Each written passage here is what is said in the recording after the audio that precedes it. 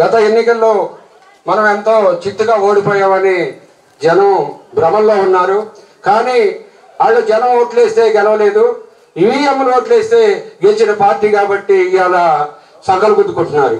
ముఖ్యంగా ఈ కష్టకాలంలో మీరు ఈ 4 రోజుల్లో మనం ఒక కార్యక్రమం ఉందంటే ఇంత పెద్ద ఎత్తున యువత, ముఖ్యంగా మిలిటరీ కాలనీ కానీ, శివప్రసాద్ కాలనీ, ఒడ్డివానికుంట, కొత్తడంక, ముఖ్యంగా ఎవరైతే నిజంగా పేదలు ఉన్నారో వైఎస్ఆర్ కాంగ్రెస్ పార్టీ పేదల పార్టీ, దానికి అండగా మేము ఉంటామని ముందుకు వచ్చినందుకు మీ అందరికి కూడా మనస్ఫూర్తిగా ధన్యవాదాలు తెలియజేస్తూ, భవిష్యత్తులో ఏ పార్టీ అయినా నాయకులు అనేవాళ్ళు వస్తుంటారు, పోతుంటారు.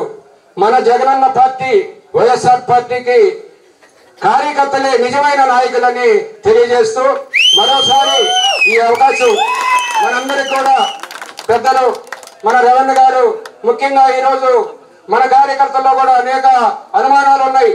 అన్న కష్టకాలంలో పార్టీకి నిలబడుతున్నాం, పార్టీ అధికారంలోకి వచ్చినాక ఎవరెవరో వచ్చి పెత్తనాలు చేస్తున్నారు, ఇలాంటివన్నీ కూడా మేము ఒప్పుకోము. మీరు కూడా ఖచ్చితంగా మేము ఎవరైతే అయ్యారా నీతి నిజాయితీగా నిలబడ్డారో వాళ్ళే నిజమైన కార్యకర్తలను తెలియజేస్తూ, వాళ్ళకి భవిష్యత్తులో ఎలాంటి ఇబ్బంది లేకుండా మీరు ఖచ్చితంగా రేపు రాబోయే రోజుల్లో మీరు ఒంగోలు అసెంబ్లీ నుంచి ఎమ్మెల్యేగా అసెంబ్లీలో అడుగు పెడతారు. ఖచ్చితంగా కార్యకర్తల్ని ఆదుకోవాలని తెలియజేస్తూ సెలవు తీసుకున్నా. పార్టీ కోసం కార్యకర్తలు మేము నిలబడతాము, మీరందరూ నిలబడి అని చెప్తేనే మేము నిలబడి ప్రోగ్రాం చేయగలిగాం. కార్యకర్తలకు ధన్యవాదాలు. ప్రస్తుతము మన పార్టీ ఏ విధంగా ఉన్నదనేటటువంటి మీకు తెలుసు. ఇప్పుడు పాండవులు ఒకప్పుడు ఓడిపోయారు, అజ్ఞాతవాసం చేశారు, కానీ ఓడిపోలా, చివరికి గెలిచారు.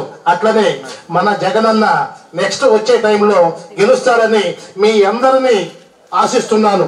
మీ అందరూ కూడా ఆ యొక్క మాట పడిపోయేంత వరకు మాట పడకుండా బ్రతకాలి. మాట పడిపోయేంత వరకు మాట పడకుండా బ్రతకాలని మా పెద్దలు చెప్పారు. ఇప్పుడు పెద్దలు ఎట్టున్నారంటే మాట పక్కన పెట్టి మూట కట్టి పెట్టు, అలా ఉన్నారు. దానికే ప్రాముఖ్యత ఇస్తున్నారు, కానీ మాటకి లేదు. మన గవర్నమెంట్ లేదు, మనకేమీ దిగులు పడాల్సిన చింత లేదు. రాబోయే కాలంలో మన గవర్నమెంట్ వస్తుంది. మన రేవణ్ణ గారిని ఎమ్మెల్యేగా చేసుకుందాం, జగనన్న గారిని గెలిపించుకుందాం, మన హక్కులు మనం సాధించుకుందాము. అంతేగాని వాళ్ళు మాకు పని చేయలేదు, వైసీపీ అని అసలు పని చేయట్లేదు, వేరుగా చూస్తున్నారు, వ్యక్తిగా చూస్తున్నారు, పార్టీలు తీసుకొచ్చి పెడుతున్నారు అనేది వస్తుంది. అదేమీ లేకుండా రాబోయే కాలంలో మన గవర్నమెంట్ వస్తుంది. మనం అనుకున్నవన్నీ సాధించుకుందాం. ఎక్కువ మాట్లాడటానికి కూడా ఫస్ట్ టైం కాబట్టి నాకు కొంచెం ఇదిగా ఉంది.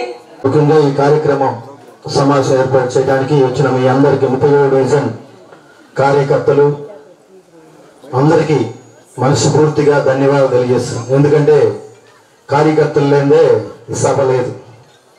అందరికీ ధన్యవాదాలు.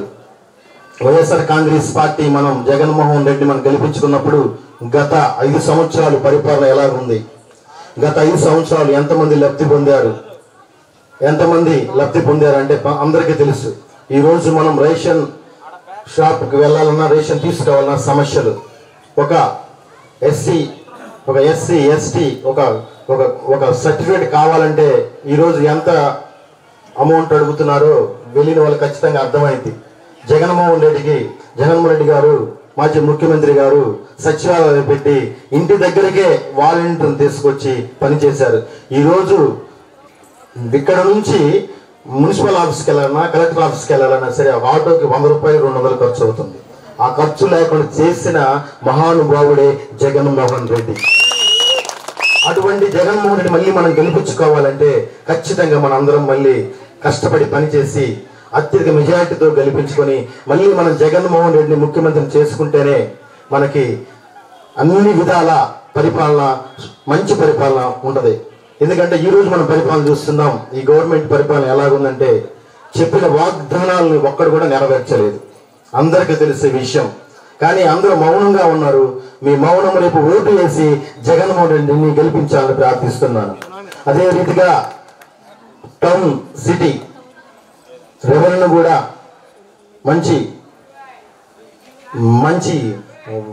కష్టపడి పనిచేసే మనస్తత్వం, ప్రతి డివిజన్కి వెళ్ళి సమస్యలు తెలుసుకొని డివిజన్లో ఏ సమస్యలు ఉన్నాయి, డివిజన్లో ఎలా ఉండాలి, కార్యకర్తలు సమావేశం చేసి కార్యకర్తలతో మాట్లాడి బలపరిచి వాళ్ళని మళ్ళీ ఎవరైతే మన కార్యకర్తలు వెనక ఉన్నారో వాళ్ళని కూడా తీసుకొని వచ్చి పార్టీలో చేర్చడానికి కూడా కృషి చేస్తున్నారు. అందుని బట్టి కూడా రవీణకి ధన్యవాదాలు తెలియజేస్తున్నాను. ఎందుకంటే ఇలాంటి కష్టపడే వ్యక్తిత్వం ఉన్న రవీణ మనకు కావాలి. రేపు రోజున ఒంగోలులో పోటీ చేసినప్పుడు రవీణ కూడా మనం అత్యంత మెజారిటీతో మనం గెలిపించాలి. 37 డివిజన్ల నుంచి మంచి మెజారిటీ గెలిపించాలని మీ అందరినీ కూడా అభ్యర్థిస్తున్నాను. ఇక్కడ అవకాశం